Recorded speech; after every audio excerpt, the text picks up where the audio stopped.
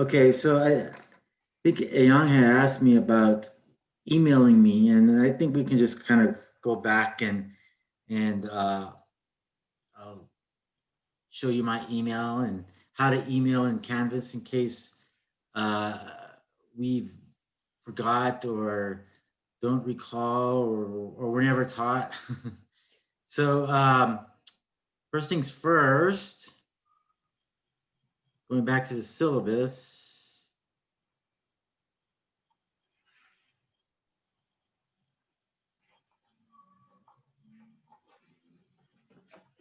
Uh, da, da, da, da, da, da, da, da. In my, is my email here? I couldn't find it. Sorry. Oh, wow.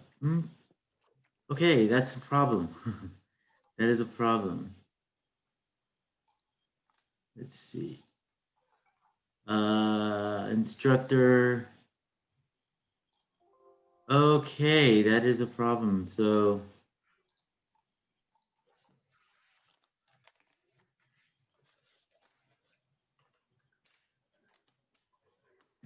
I'm gonna go back in there and finish that. Okay. I will. Let me share my. I'll share my email in just a sec, but I want to show you the first way, and probably the best way to get a hold of me is in Canvas. So I'm gonna go ahead and go into the inbox. So you don't. So if you're new to Canvas, you can email and send emails in Canvas directly. And let's say um, you're going to compose an. Oops, what happened there? Yes, I hit, hit the wrong button on accident. Okay, so that's what it is. It's very sensitive here. You probably can't see all this, but there's some icons that are right here for Zoom. So I hit that on accident. But let's say you wanted to compose a message. Um, you would select your course. You could go favorite courses or more courses. I don't know what you have as a selection. Okay. And let's say you wanted to send an email to me, just click down here, hit teachers, and you should see me right here, Michael Madrano. And then please include a subject line because that really helps me sort of categorize your messages so that way I know where it's coming from and well not only from where but what your concern is. And please, and you can write your email here. If you need to send an attachment, you can. You can also send an audio or video comment if you prefer. You just hit send. So that's emailing through here to me. And the other problem that is not on, well, my email, I can't believe my email is not on the syllabus. I don't know what happened there.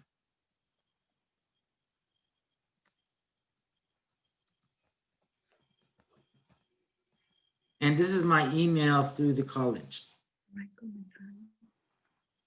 So make sure if you're emailing me, make sure you get the .Medrano. It could be written like this, or it could, or the first letters of my first letter of my first and last name can be capitalized or uncapitalized. It doesn't lowercase. It doesn't matter which. So.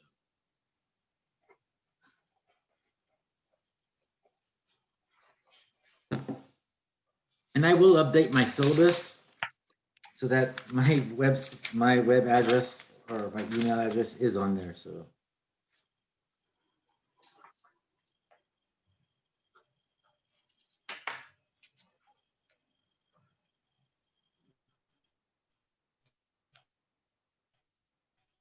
Okay. Right. Anything else? Anything else before we get started? Okay, so we're gonna go ahead and get started. I want to start with just kind of going over uh, the week's assignments. My internet connection is unstable. Oh man. Okay.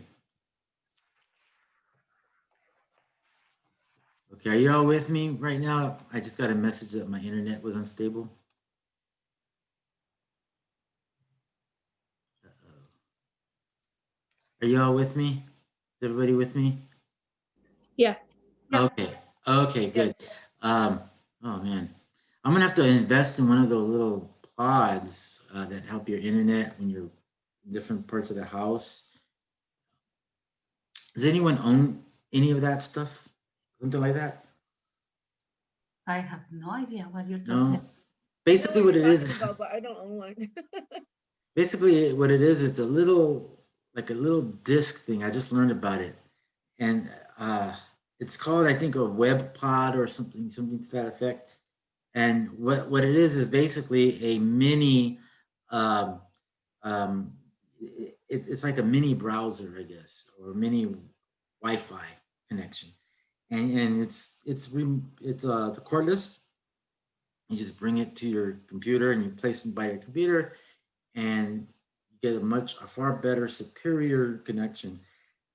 I may have to invest in one of those because my fiance has she's always on Zoom for work, and usually when I'm on Zoom, so that tends to be the issues. Alrighty, so we are in week 2. Um, did anyone have any questions on the first weeks of assignments?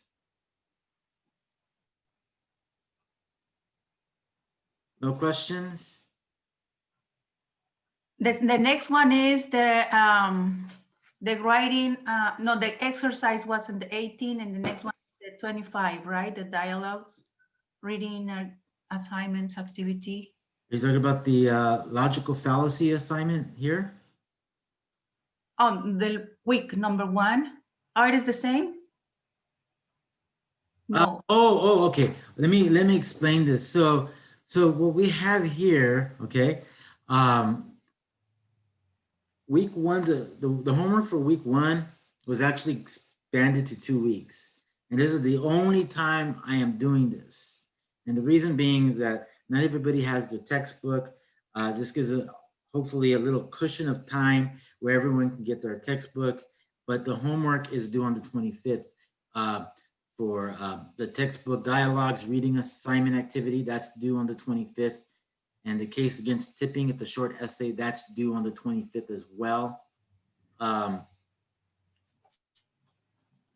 Let me tell you, I was expecting for a physical book and it is a virtual book. And I just received the code and I was fighting back and forth with the bookstore. And Okay. finally I got it is a virtual book. Wow. So now I have it and I have the code. So I'm gonna do good. everything today, but that was my issue. Yeah. I'm actually surprised that it's a virtual book because I was expecting a physical book for everyone. Me too. Yeah. But sometimes, the publishers will, sometimes they change their product, so, or maybe they ran out of physical copies and now they have the virtual copies. That might be the case for you, but yeah. So hopefully everybody has their textbook, but that's why in the first week of assignments, the first 2 activities from the textbook are due on the 25th, because normally they would have been due this past Monday. But since I gave you kind of a 2-week window, we've got several assignments that are due at the end of the week. So for example, so we don't have any questions on that first week's worth of assignments. No, thank you. Okay. Not for me. I don't know, somebody else. Anybody else? So the essay on the assignment for the case against tipping, that's the same as the journal assignment for week 2, right? It's a little bit different. It's a, let me go into the case against tipping. So you're answering number 1 and number 2 on page 22 for that. Okay, so you're answering the 2 questions in your textbook. And the journal for the weekly attendance. Oh, wow, it's a double dipper. I can't believe, oh my goodness. Yeah, so when I looked at it, it was the same thing, and I thought, was that a, like, I wasn't sure. Yeah. Okay, well, yeah, I didn't realize I did that. I did not realize I did that. That's a problem, but I'm so it's what glad it is. you're seeing now because I was. Yeah. No, it is what it is. It is what it is. That was a fault of my own. I didn't realize that I had did that, but what at the very least it counts as attendance. So you should still do the assignment, even though it's the same assignment. But thank you, Kion, for bringing to the class. Yeah, No, I just wanted to clarify, because I mean, if I'll just turn it in twice, that's fine. Yeah, Thank yeah. Hey, you know what? As long as you know, if you copy and pasted the activity, this is my fault. I'll own up to it. It won't happen again, trust me. But It's yeah, okay. just copy and paste it. It shows that you've been you attended class this week. That's fine. Um, Good to know. and then our regular assignments. We'll be reading chapter 2, reading arguments. There should be chapter. Read the chapter and take note of the following. God forbid. One of the reasons why Canvas is a problem, because we don't have a spell checker in Canvas, so sometimes those issues, those little when you don't have a spelling and grammar check, these problems arise. So, but anyways, be sure to read the chapter 2, 28 to 40. Pay special attention to the following between 48 to 57. Logical fallacies, know what they are. And we're actually going to spend a great deal talking about logical fallacies today.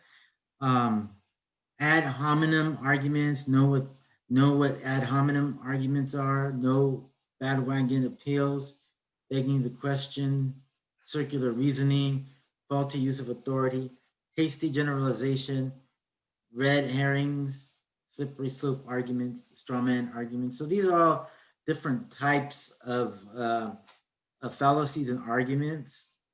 And fallacies are basically ill-conceived arguments, and these are the different categories of ill-conceived arguments, of bad arguments, and we'll actually talk about that today. So, and it's a reading assignment, so there's nothing to turn in, but make sure that you are reading and taking note of the those fallacies there. Next, what we have is a discussion thread on logical fallacies. For this discussion, you're going to do some research on logical fallacies you may find in essays, news articles, editorials, advertising, junk mail, and other persuasive materials. We'll dive more into our news articles on Thursday, so that way you know what to expect for the homework. So if you don't want to start this until Thursday, that's okay. But if you want to get a jump start on this thread right here, make sure that you do that. You know, you can do that, I guess. But if you would like more questions or more help on that, we'll focus Thursday on getting started with that discussion thread. Okay, so we'll probably even begin the discussion thread in class on. Did I say Thursday? Oh, it's Wednesday. Oh my goodness. It's Today is Wednesday, yeah. Today's like class on Thursday, right? I know, right? You know what? That Monday. I wish we had that Monday back, but Monday. Okay. it is what it is. I'm pretending for me. It feels like Monday, you know. But yeah, you know, I think what I'll do is I'll create a video at some point this week, and I'll actually start this homework assignment for you all via a live. You know, I'll do my like a little side recording. So I'll note that real quick. So recording homework example thread, discussion thread.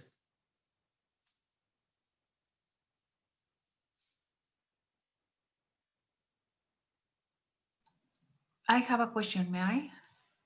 Yes, you may. Okay, it says there in the number 3, Mhm. see my example below. Where can we see your example? I'll do that during the discussion thread.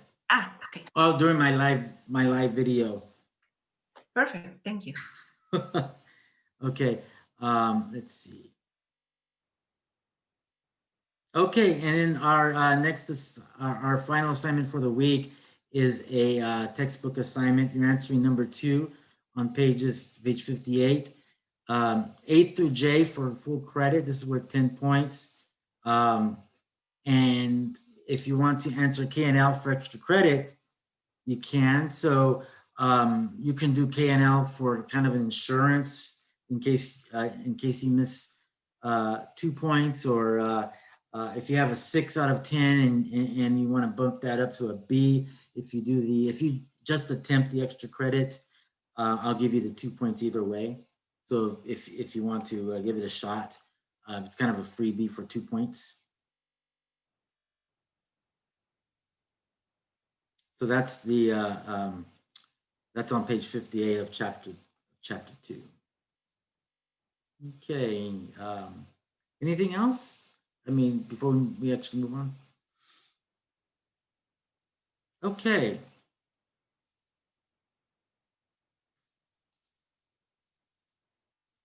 All right. Can you all see my screen here? Yes. Yes. Okay. Great. Set up. Okay. Okay, so this is a PowerPoint created for logical fallacies, and I will post this to Canvas after the meeting. Or probably, if we take a 5-minute break, probably during that time, I'll post it. I'll post this to Canvas. It's not posted yet. But what we're gonna do is I'm gonna talk over just a few slides, and then we're gonna go into a mini activity and see where that takes us. So here we go. Logical fallacies, introduction activities. What is a logical fallacy? A fallacy is an error of reason. These are flawed statements that often sound true. Okay. Logical fallacies are often used to strengthen an argument, but if the reader detects them, the argument can backfire and damage the writer's credibility. So, how many have we've all been in, we've all debated our friends, right, or family, right? Have you ever had, I'm sure you've had those debates like over like family dinner about politics, and you know, maybe, I don't know if politics is a strong suit at your dinner table. It's kind of a delicate subject. No, not really. Or with friends or what have you. Or if, just hypothetically speaking, can you tell when somebody is lying? If they're trying to give you a good story, but can you find those holes in their story? You know, like you can maybe determine like, oh, I think they're lying because of this. Definitely. Yeah, Lily. Yeah. Do you have an example, perhaps? Well, I can catch people lying when they stutter. So like when they say like I am right now, I could be like, yep, they're lying right there. Mhm. I don't know if that's a good enough example, but I'll find out. Are any of you good liars, or know a good liar, but know that like when they're BSing, that they're lying, but they really sound truthful? Myrna, yeah? When they're talking and saying something totally out of context, out of sounds context. unsound or something like that, Mm-hmm, mm-hmm. not appropriate. What would be an example of that? Well, I'm not fan of politics, honestly. I prefer to avoid those kind of confrontation, with people. Everybody or each person has their own ways to see. Yeah, yeah. But a perfect example is when people is just talking and they have no basis about or no knowledge or proof or evidence about something, and they're talking just because they want to get attention. It's no. How can I tell you? Is this not really something that you want to hear? It is something that Yeah. you're not Well, okay with it. well, okay. So, are any of you active on social media?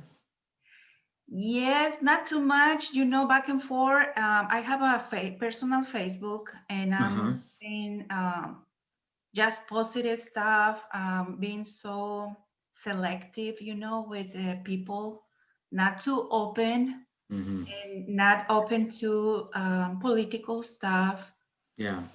not accepting ads that I'm not have idea what is happening there. Yeah. Yeah. But I it is I'm not the kind of person who is usually having conversations because I consider public records. Okay. So you want evidence. You want evidence when people are bringing up issues, arguments, right? Lily and Lee, are you active on social media? I don't. I mean, you don't have to tell me where or what. Yeah, yeah, I'm active. Do any of you like participate in like political debates on? I know that especially in 2020 during this election year, very popular. Uh, it seems like everybody's doing participating these days, right? And I mean, if you're active on social media, and I'm, um, I have Twitter and Facebook, and I see these debates often, and I mean, you have a lot of personal attacks, and you also have a lot of you have people shooting evidence from everywhere, and they're providing links to back up their arguments, to back up their claims, and like Myrna was saying, like there's different perspectives and different points of view and different opinions, right? So that's all part of it, right? It's like a big slush pile of information in this debate world where nobody really knows how to debate.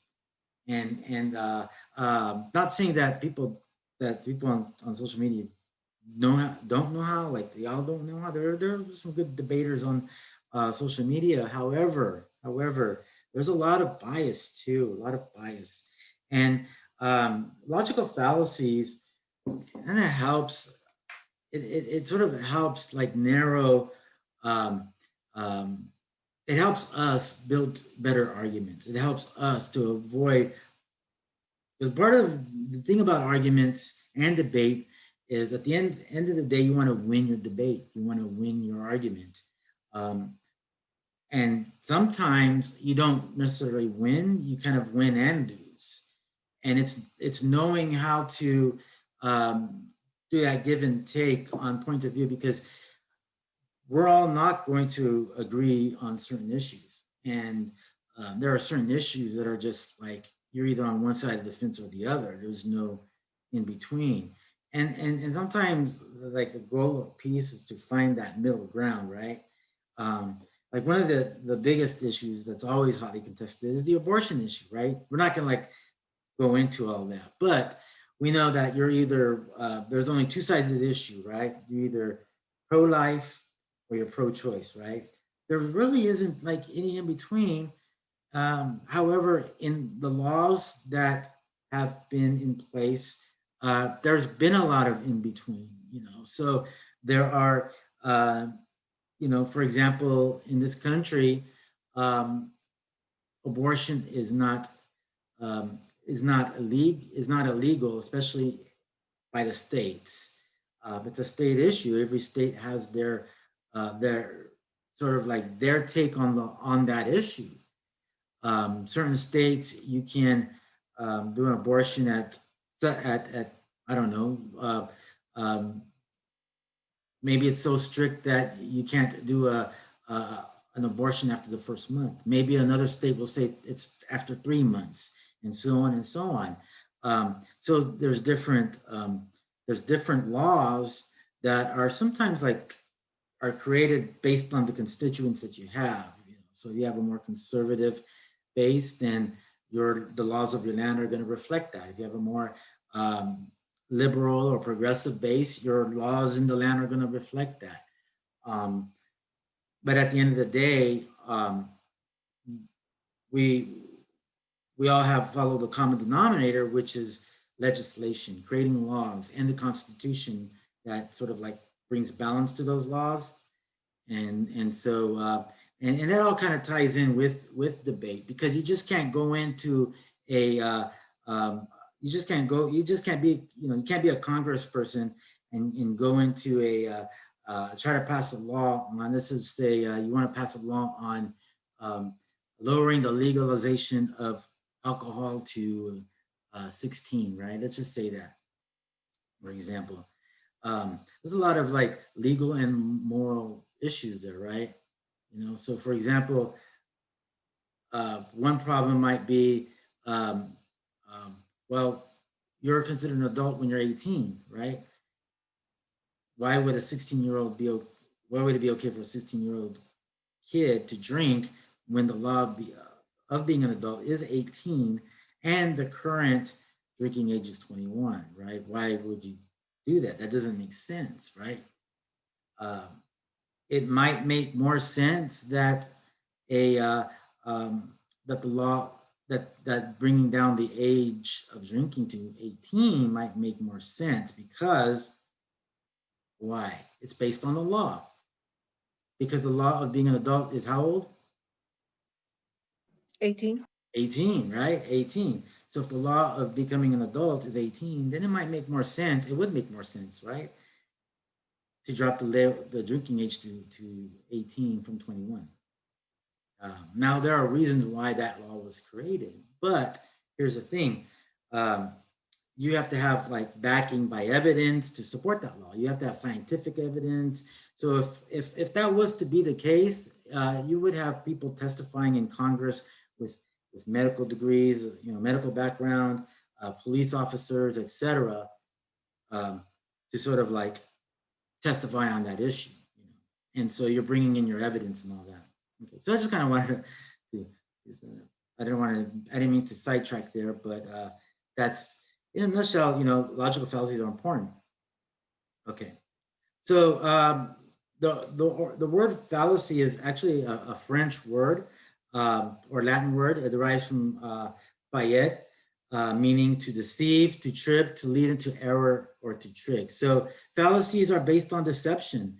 So fallacies are based on kind of like a trickery of language or a trickery of examples to support our arguments. Okay.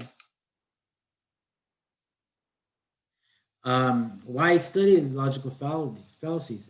It is important to develop logical fallacy detection skills in your own writing as well as others.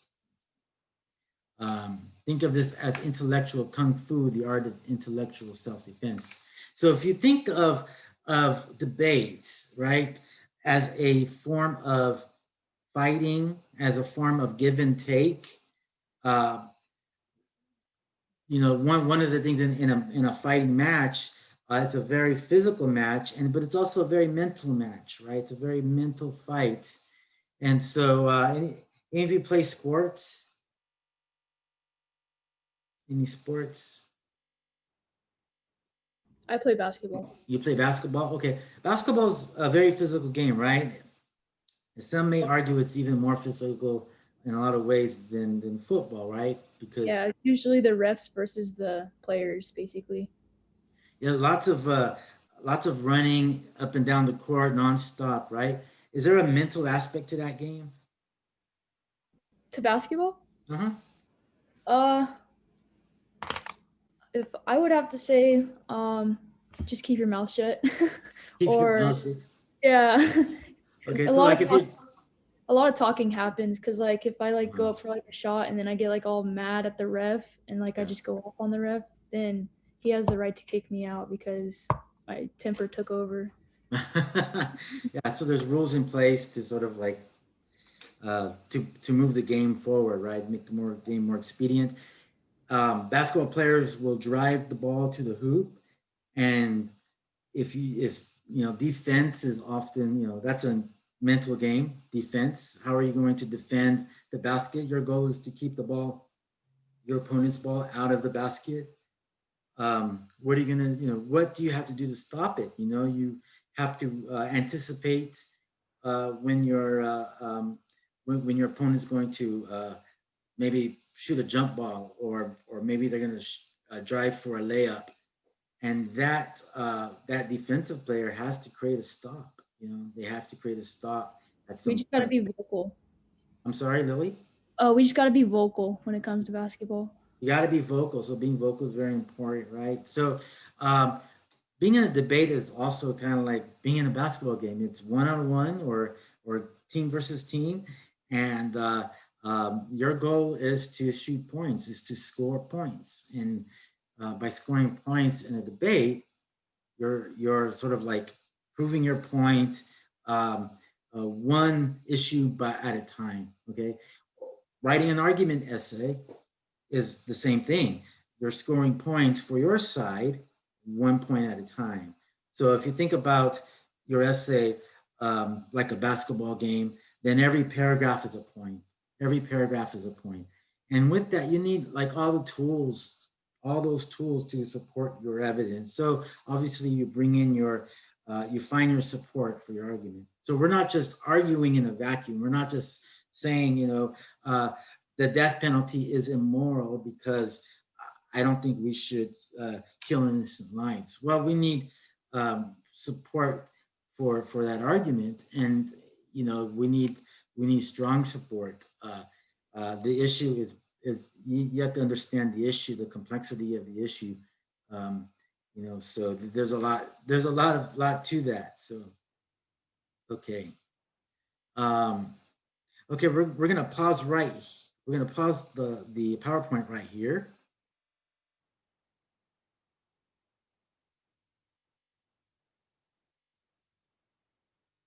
Okay, and let's see. I need to go into my notes real quick. Okay, so what we're gonna do right now, we have how many do we have with us today?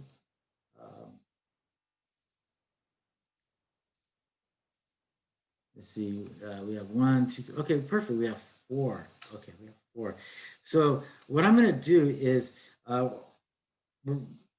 going to bring in an issue. I'm going to bring in an issue. And so I'll go ahead and bring in those issues right here, right now. And I'm going to divide you up into teams. So I'm going to create a breakout room. But before we go into the breakout rooms, I'm going to explain to you what's going to happen because uh, it it might be a little daunting. It might be a little daunting at first. Okay, so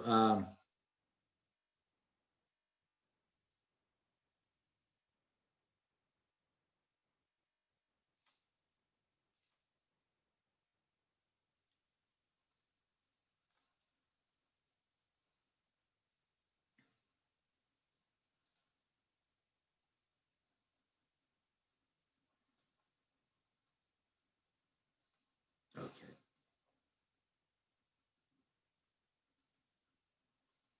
Okay. So I'm going to post in the chat an argument. Okay. An argument. Okay. And so here we have the argument right here. Should the voting age be lowered to 16? Should the voting age be lowered to 16? Don't answer that. Don't answer that. You'll get an opportunity to discuss that. Okay. What we're going to do right now is I'm going to divide you up into teams. Okay. So we have four in here. So we'll have two on a team. And one side is going to debate the pro side of the issue. Even if the pro side, the positives of voting, of lowering the voting age to 16, you may disagree with that, but I actually don't care. We're going in this class. Sometimes we're going to debate the sides of issues that we disagree with sometimes, and so sometimes we may be forced to argue issues that we disagree with. It benefits us in terms of critical thinking and thinking logically with the issue. But but mostly with this activity, I want to see how far we can reason our argument, how far we can support our argument, whether we're arguing the pro or the con side. So with that, what I'm going to do is I'm going to create a breakout room. Okay, and what a breakout room is, have you all been in breakout rooms in your other classes before? Yes. Yeah. Times. You have? Okay. So those of you who haven't been in breakout rooms, what's going to happen is I'm going to place you into groups. Okay. And you're going to leave this part of the Zoom chat and you're going to be in your own room. Okay. With your partner. Okay. And so, and I'm going to ask you to debate either the pro side or the con side of the issue, okay? And I'll give you, or just talk about, not debate, but come up with reasons why you agree with the issue or are against the issue. So with that being said, first things first, I think I'll assign you in groups. So I think I'm gonna go with Myrna and Ayan, you're going to be one group, and Lily and Lee, you will be the second group. Myrna and Ayan, you will argue the pro side of the issue. And what I want you to do is at least come up with at least 3 reasons why we should lower the voting age to 16. Okay. Okay. Lily and Lee, you're going to argue the con side of the issue and come up with 3 reasons why you are against the issue, okay, of lowering the voting age to 16. So any questions to that? Any questions? Okay, No. so I'm going to pause the recording and I'm going to create the breakout rooms. And when we come back from the breakout rooms, I'll give you about 3 minutes. And see where you're at. Then we're going to come back and then report what we have. Okay, and then we're going to do something beyond that, and I'll explain what that is when we come back. Okay, we are back from our rooms, and both groups argued on the pro side of should we lower the voting age to 16, and the con side of lowering the voting to 16. So what we're going to do right now at this point is we're gonna share our reasonings, okay, and then we're gonna do a little something extra special beyond that. Okay, so let's hear from the pro side. So can you, what were some of the reasons that you came up with to support lowering the voting age to 16? I would like to give the time to Jion. Is that correct to say your name, Jion? Ayan. Oh, Aeon, I'm I sorry. don't know why it's backwards. Oh, the last name first. Then Yeah, I don't know why. Aeon, and then she has a really good information about the conscious and condition at that age. So I would like to hear it first, please. Some may say that 16 is too young, they're immature, but something that I was just reading on was that scientists believe that by the age of 16, cold cognitive skills are already developed. And so that means that the information, at that age, they're able to process information and make like an informed decision. So it just shows us that 16 isn't too young because they can do that at that age. So if they were to like listen to a debate or take in any kind of information about that they might be interested in, and they can make a decision, an informed, good decision, and vote. Okay, so cognitive skills, okay. Were there other reasonings that you came up with for the pro side? 'Cause I Yeah, think, and Myrna has some too. okay, Myrna? Okay, we were talking about different reasons. We were looking for 3, but we have, I think, more than 3. That's fine. The first one is, I'm totally agreed with her about their responsibility. You know, they're conscious already to choose certain actions and consequences. The second one, we have different states laws at that age already in comparison with California. And then statistics. Excuse me, what was that second one? I'm sorry, I missed that one. And the second one, that we have comparisons with different state laws that they have already at that age, 16 years old, they responsible for certain things. I don't remember, but sex offenders and things like that, that they're considering them responsible already legally. Okay, so certain legal responsibilities. At that Uh-huh. And then the third one, if we consider demographic statistics, we have a high numbers on population at that age. So it is a powerful area in our society or community of teenagers that they can vote and be as so high support. And the last one we have, so a part of that statistics, we consider a high power in social media because they are so high-tech guys, so savvy, and they are spending a lot of time on it. I can tell 24/7, but they have to sleep and eat. So a part of that time, they're there. Okay, so just to recap your argument, you favor lowering the voting age to 16 because their cognitive skills have been developed. There are already certain legal responsibilities. I think for one, just to add to that, you in certain states, a child of 16 can be emancipated from their parents to be an adult on their own in certain states. And every state is different. So that's something. I think that's an example of that. High number of population of 16. There's like a big voting block of 16-year-olds. And then finally, high-tech affluency, very affluent in the high-tech world, and how that carries out into the voting sphere. Alrighty, good job so far. And now let's hear from the cons. The con side. You want to go first, or do you want me? Yeah. So I thought it was interesting how Ang am I saying your name right? Ang? Aeon. Aeon.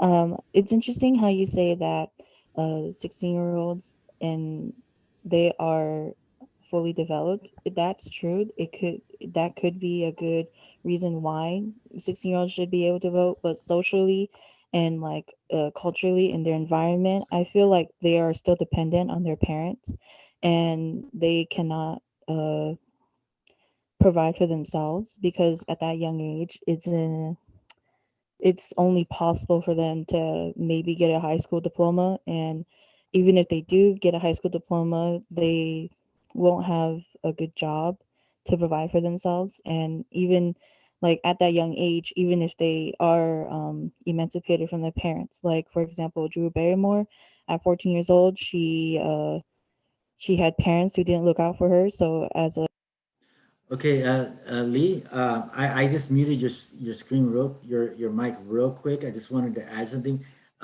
Let's not debate just yet, but just give me the reasons for your cons. I got one, Lee. Okay. Well, I'm gonna say as a 16-year-old, they always want to believe everything that people say, even on the media. Like, come on now. They think everything is true. So then they're just like, yeah, they just don't even look up their facts. They just believe everything that's on the media. In my opinion, I just think that they're not fully developed and not knowing what's going on in the world.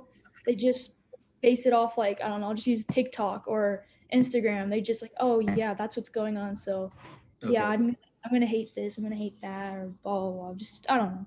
So I just feel therefore, like it's based so off the media. oh, I'm sorry, Lily.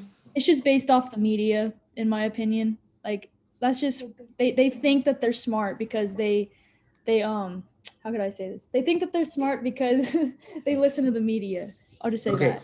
So I'm going to sum up what you just said, Lily. Perception of the world through media. Okay. And third reason? Was there a third reason? And I feel like even as a 19-year-old, I still don't know what's going on. Like, I mean, I do know now, but like before, I'm just like, I have no idea what's going on with this Democrats and Republican stuff. Like, I'm not trying to bring this up, but now that I understand both sides and stuff, like, I'm just like, okay, I understand it. But still, I feel like I won't fully understand what's going on until I'm like 21 or older because yeah. Right, like our three reasons were they were really they're still young, they have influences from their parents, and they lack experiences. And then they still have influences from their parents. Okay. Influence from their parents. All righty. All righty. Okay, this is good stuff right here. Okay, what we're gonna do next is I'm gonna put you back into your groups, and hopefully you're writing down the pro side of the arguments on both sides. If not, I'll go into your and vice versa, or and you were hopefully you're writing the con sides. If not, I'll go into the rooms and I'll just give them to you all, right? And I want you to just sort of like talk about why why the other side, what do you think is the fallacy? Why do you think what they're saying is an error? Okay, what is the error on their side of the argument? Is basically what I'm looking for. So I'm going to put you into groups again. Pause the recording, and then we'll come back in about 2 minutes. I think will suffice. Okay. Okay, so we are back. So we just came out of our second little mini meeting where we discussed the other side of the issue, and we were basically looking for where were there holes in our opposition's arguments. So what we're going to do right now is just I guess we'll go with we'll start with the con side right here. And what were what did you come up with? What did you talk about? What were the holes of the pro side's argument? Where did you disagree? Aeon, please.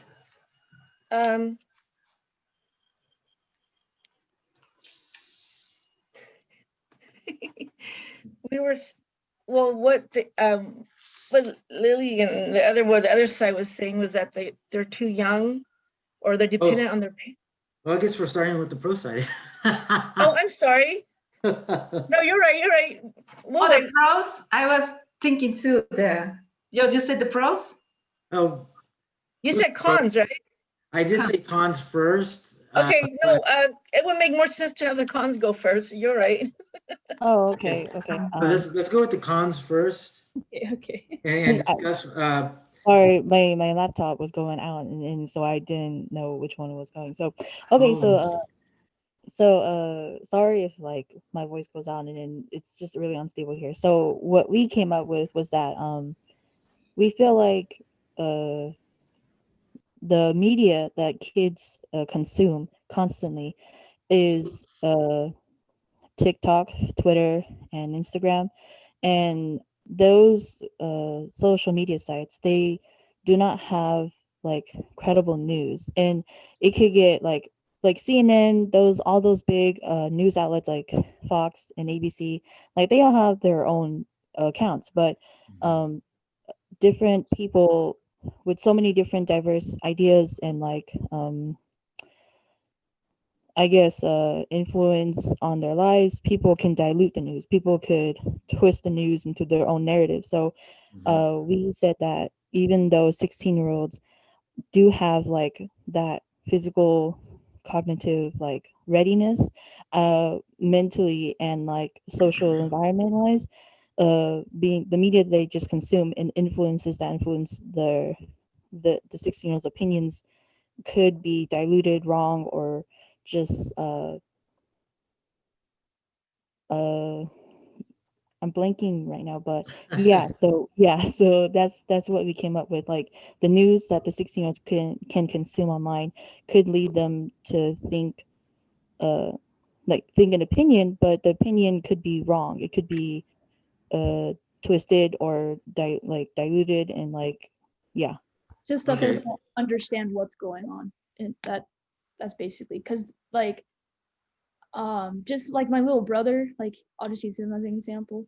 So he like came and showed me like this stuff about, I don't know, I'm not trying to be political or anything, but like he showed some stuff about Trump that definitely was not true. Mhm. And you could just tell that it was a 16-year-old right away, because like they just, I don't know, they just think that TikTok is their news, if that makes sense. They don't understand what's going on in the real world. They just understand what's going on in the social media world, basically. So I just feel like social media has mentally confused everybody's brains. Yeah, that's about it. That's about what we got. Just the social media is the one that's basically screwing with younger kids' like brains and stuff. Okay. Even Okay, so social media has a strong influence. They're not credible, and they're and it's kind of like an inadvertent argument that you just made, but they're too young. So I kind of threw that in there. So that those are your reasonings as to why lowering the voting age to 16 should not happen. So let's hear from the pro side and discuss the holes in the con side of the argument. And just let me review real quick what the cons had said. The cons said that they are not responsible at that age. Perception of the word um, uh, perception is through media and raising the voting age uh, should be raised to 21. So that was one of the, and also influences from their parents. So they're also heavily influenced by their parents at that age. So um, what do you have?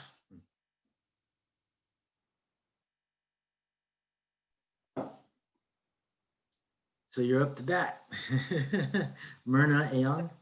So being, we'll talk about too young, say 16. At 16, you're allowed to work, pay taxes, have a driver's license. So the world affects you. Politics affects you because you're part of, you're in the working, and so I think that you should have the right to vote because this is affecting your life. You should have a say in how your taxes should be paid and what you're paying for and whatnot.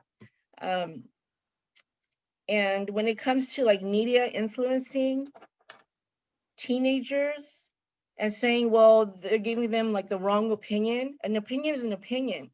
Who's to say that your opinion is right and my opinion is wrong? Because in the end, that's what you're gonna go with, is what your opinion is. When it comes to parents influencing their children, I mean, if you grow up in a house that the parents are Democrats, they're gonna push what they believe onto you because that's what they truly believe is right. So if you decide that you're gonna become a Democrat and vote like your parents, what's wrong with that? Because you believe that, you have been raised to believe those views. And so you're going to continue to be like that unless later on you marry a Republican and you change your mind because you influence each other that way. So influence from parents and media, the reason why media is there is to try to influence you to do what they believe is right. And I see adults like during this whole voting thing. I mean, adults are watching the news and they're being influenced by what they're seeing. So I could say, well, you're 50. Why are you believing what Biden is saying? But again, that's what you are tending to go towards, because when you kind of believe something and you hear something that kind of supports it, you're going to pick it up and you're going to run with it and believe it. And that's just, even with adults, they do that. So teenagers will do the same thing because, so you can't, I mean, I'm going more towards, it's very broad to just say that because that's what the media is for, is to influence you. All right, so those are great, excellent points right there. Let me say something. Yeah, Oh, influence you in the wrong way. Oh, Lily, I'm sorry. Yeah, the social media influence you in the wrong way. That's all I had to say. Because Okay. Okay. Okay. My turn? Sure, yes. Okay. I would like to keep focusing on the law and as a voter of 16 years old, and the responsibility that each could be for them. And they are kind of younger adults still, not adults legally by until this 18, but it is 2 years of the difference only, and they they're responsible in different ways already. So I would like to encourage parents to support them and be more conscious about their own responsibility, and totally pro about them to vote and be part of their near future. And in regards of the social media, I think still I'm agreed for them to be influenced by their parents and taking care of them in social media, control times or online or however, but they are still individuals and they have their own choices and they have to be responsible, and they have to be prepared, and they have to be well informed to be ready, and they have to be responsible socially, personally, and with their siblings, or as example, they have to be good. Yeah. And that is their own responsibility, to be okay and to be good and be support to their parents, because their parents are doing everything for them, and they have the responsibility to be loyal to their parents. So they have to respect and they have to be good for me.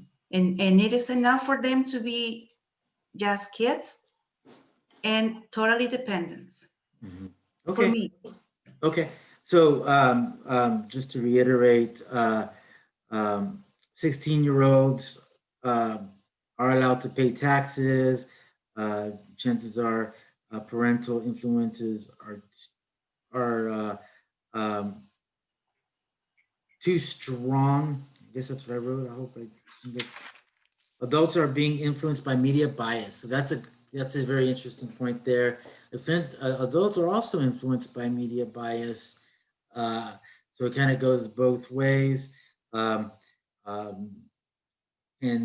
children, 16-year-olds are already acting as individuals, and they still get their parental support in a lot of ways. So, yeah. So I mean, as you can see, like the debate, we can find those holes in those arguments. We can find those fallacies. And this was kind of more or less like this group activity was kind of like a litmus test for me to see where you are all at in terms of debate and how a debate is structured and how to counter argue. So it was great to see your counter argument skills. we'll do another one of these next week. What I do want to, before I close up, what I do want to do is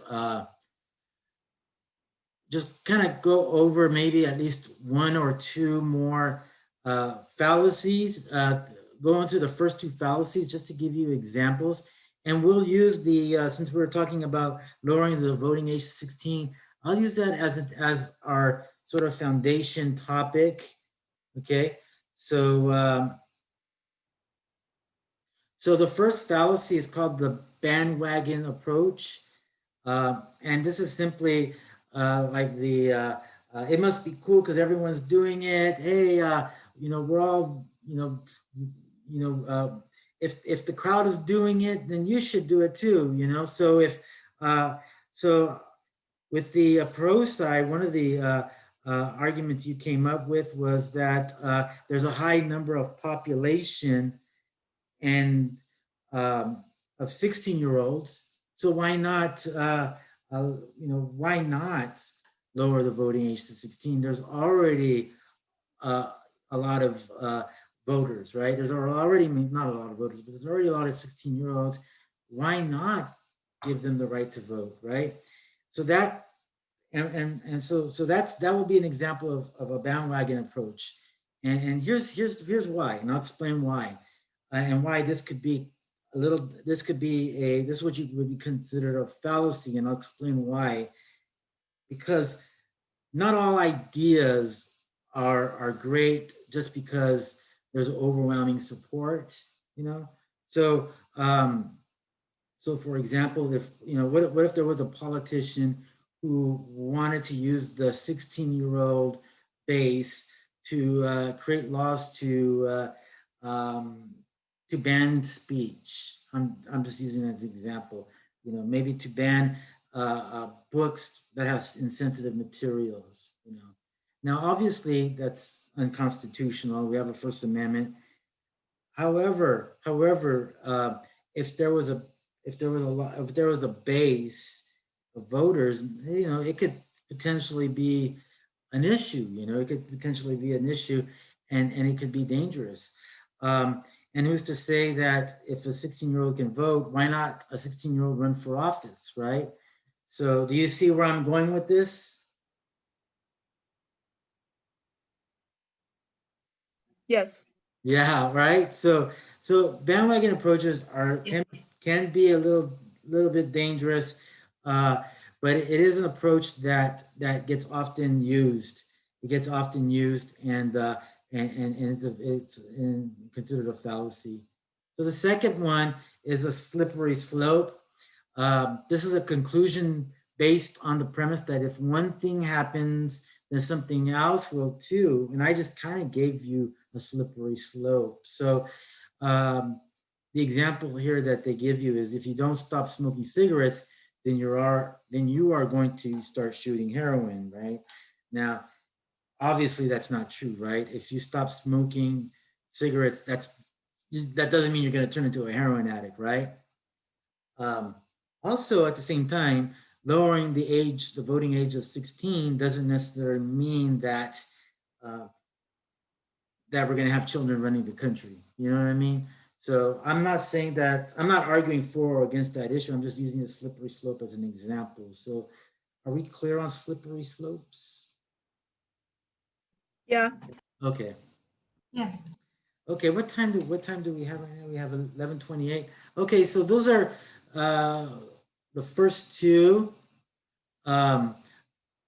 logical fallacies, slippery slope and bandwagon.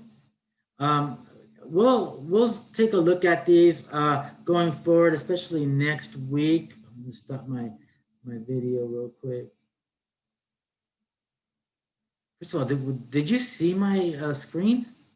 I don't think I was shared my video. I see your screen, but it doesn't say that it's recording. Yeah, it's recording. It's recording. Never mind. It's recording. It's Look, recording, I see but it. I don't think I shared my screen.